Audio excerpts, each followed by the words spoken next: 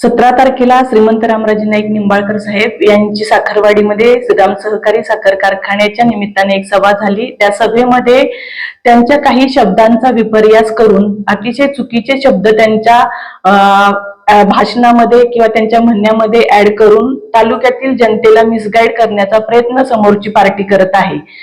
शिवांजली भोसले यांना अतिशय प्रेमळ भाषेमध्ये महाराज साहेबांचा एक निरोप होता। तो निरोप असा होता की बाबा तुम्ही एक चांगल्या घरातली लोक आहात, खानदानी लोक आहात आणि तुमची मुलगी जी आमचीही मुलगी आहे ती ज्या लोकांच्या मध्ये उठती बसती ती लोक तसे बघायला गेलं तर विश्वासपात्र नाहीयेत।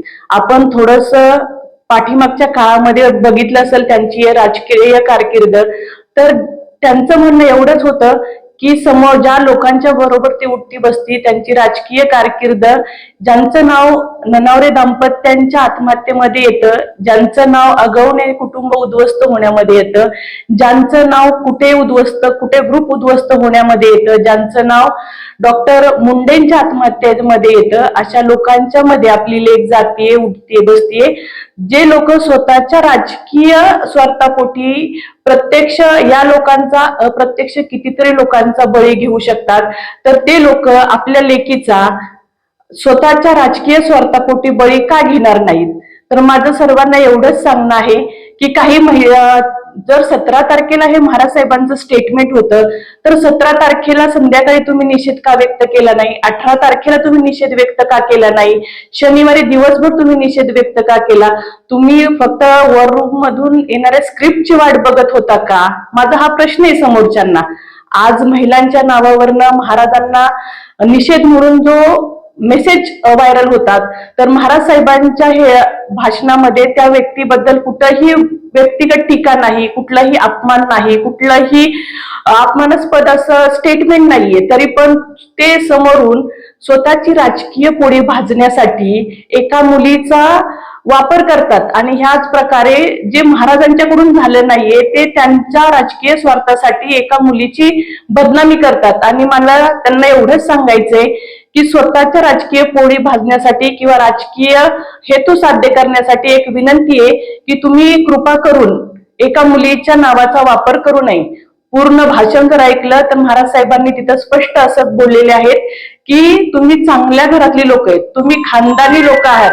जर महाराजांना त्यांचा अपमानच करायचा होता, त्यांना चुकीच्या पद्धतीने तालुक्यासमोर प्रेझेंट करायचं होतं, तर मग ती एखाद्या व्यक्तीच्या कौटुंबिक परिस्थितीचं त्यांनी कौतुक केलंच नसतं।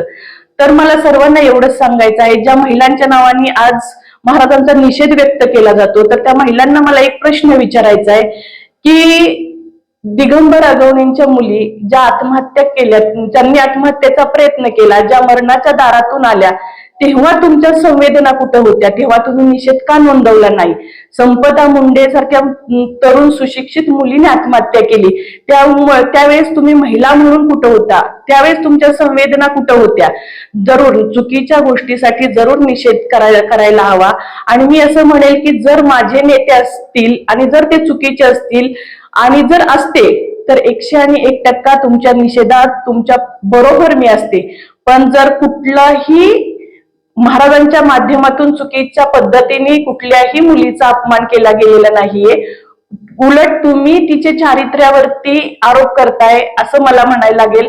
आणि विनंती आहे माझी तुम्हाला, जे पुढून ह्या प्रकारच्या पत्रकार परिषद घेऊन सोशल मीडियावरती मेसेज व्हायरल करून आमच्या लेकीची जे बदनामी करतात, त्यांना एक विनंती आहे की ही बदनामी तुम्ही थांबवावी। तुमची राजकीय पोळी भाजण्यासाठी तुम्ही कुठलाही एखाद्या मुलीचा वापर करून स्वार्थ साधू नये, एवढीच मी समोरच्यांना रिक्वेस्ट करू शकते।